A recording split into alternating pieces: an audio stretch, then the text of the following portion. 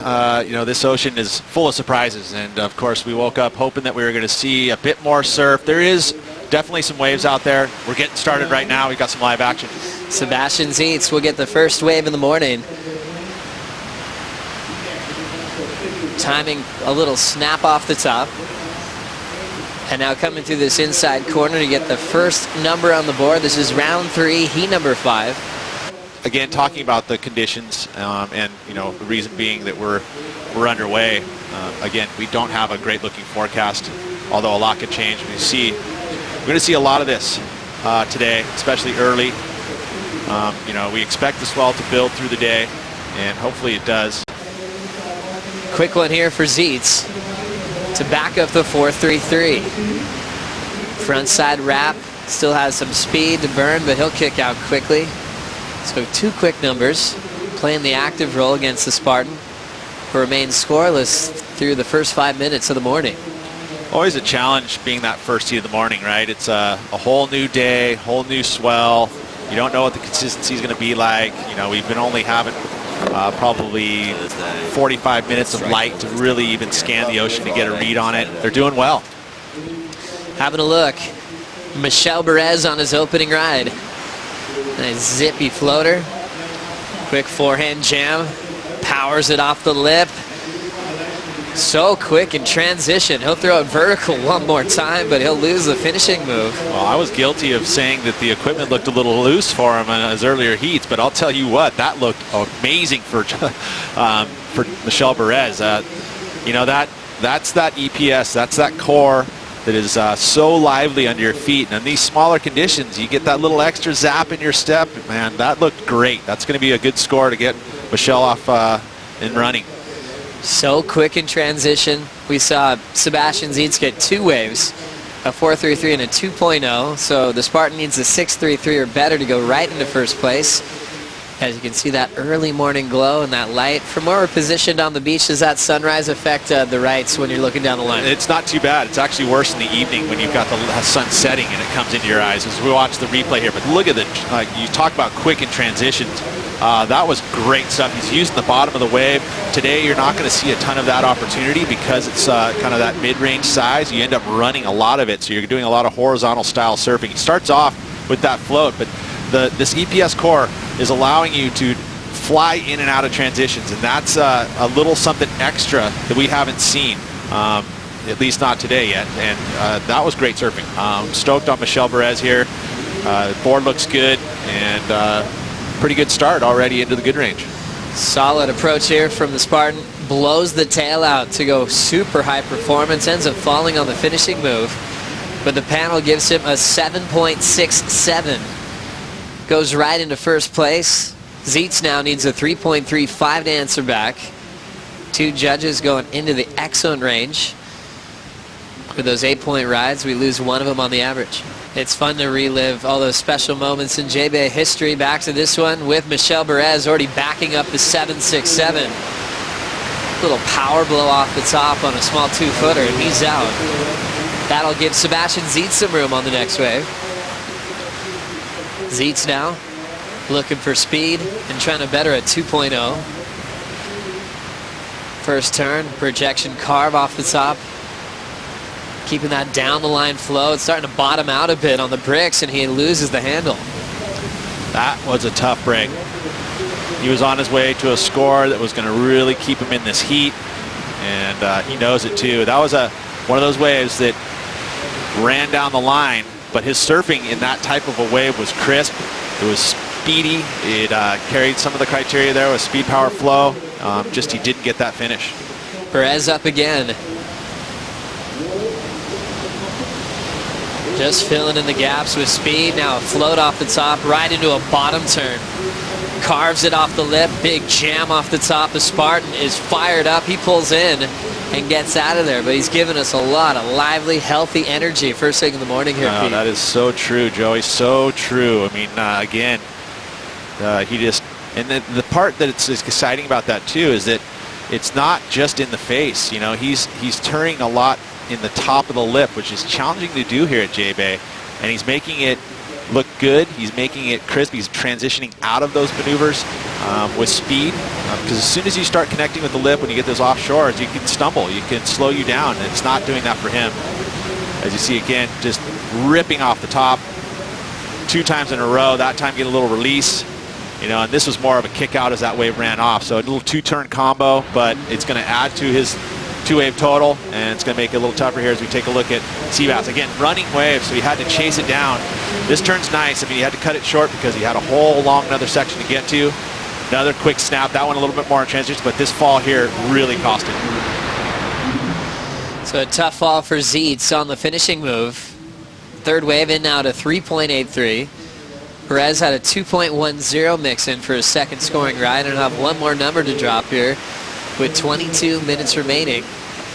So an exciting day, a totally different playing field with smaller conditions first thing in the morning, but Bourez is really sparking up this lineup. Back in the day, made that deal with Firewire Surfboards to use their technology on tour, and it took him to a couple of CT wins 2 years ago in 2014. So far this year, his consistency is keeping him in the top 10. His best result, quarterfinals, but back-to-back events from Rio into Fiji, finishing in round 5, just has him sitting at number 9 in the world. So it's a different feel again, and he's been kind of, I think, transitioning into that, and it's starting to work for him, especially in these conditions today. Now Sebastian Zietz up, chasing an 8.84. Blow tail to slide and recovers off the top, slamming on the brakes and pulling to the barrel. Small inside corner, and Sebastian makes it. Drifting the tail off the top one more time, and a fun wave to watch. Very creative with that big first turn. We saw a version of that on a bigger section in his first heat of the opening round. That was cool. That's going to get him back in the mix here. You know, with the 5.5 from Michel Bourez for his second wave, which did, you know, it stayed kind of relative. Didn't quite go into the good range, but this turn here gets loose. We saw that in the first round, a bit more dramatic in the first round, but it sets him up for a cute little barrel. I say cute because it was nice and small, but you know, it was nice, and it did definitely added some variety. He was able to finish strong, so I feel like this one's going to kind of probably fit in between, as we see a close-up angle here of that turn. He gets up in the lip, slides the fins on it, and somehow controls it, comes around the corner, and just tucks in. Gets completely drained. Small wave, but you know what? He was disappeared from view, and then gets the finish here again with the release. Nice stuff from Sebastian Zietz. I feel like, yeah, it's going to be probably just under the 7.67, or right in that same kind of range, but definitely better than the 5.5. So he's in this one with 19 minutes to go. Sebastian Zietz, his surfing just feels good when you watch it. It looks like he's creative. It doesn't look like he's falling victim to surf a certain way for the criteria. Even watching him pull in there on a 1-foot section, a lot of guys probably would have been forced, oh, I got to do a big turn over this section and really explode. He'll pull in, get the vision, looks like he's having fun, always dry docks his waves, and always looks to perform. His one major breakthrough win as a pro junior was at Lower Trestles, and we realized he was a bit of a showman. He liked to take a lot of waves. He didn't just want to sit out the back and wait for 2 good waves to win heats. He wanted to perform for the crowd. When he made the transition to the championship tour, he made a couple quarterfinals here and there. But now with this wild card opportunity, something's gotten behind Sebastian Zietz, and now he's still sitting in the top 10 in the world.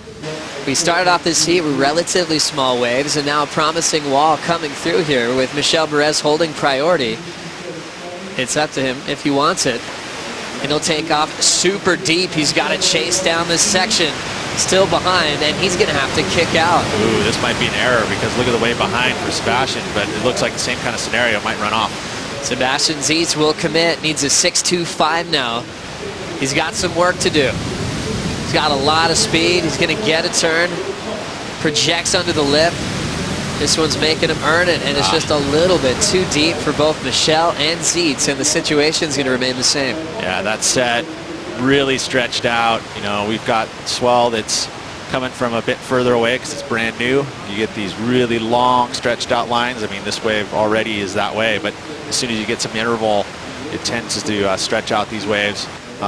You're not going to be able to see necessarily. You'll see some sets and you'll kind of go, okay, you got to pay attention, but it's difficult to read which one's the one. Zietz now doing some busy work on a 1-footer on the inside. Wasn't able to find a finishing move, kicking out with a little bit of frustration. wanting a little bit more to the inside. Zietz kind of compared himself to Michel Bourez, saying they do a lot of similar moves, really power-based. He was looking forward to the matchup.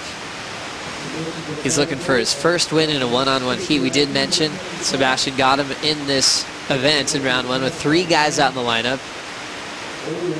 Moving into position now, Sebastian Zietz under priority is trying to force the score, looking for a 6-2-5.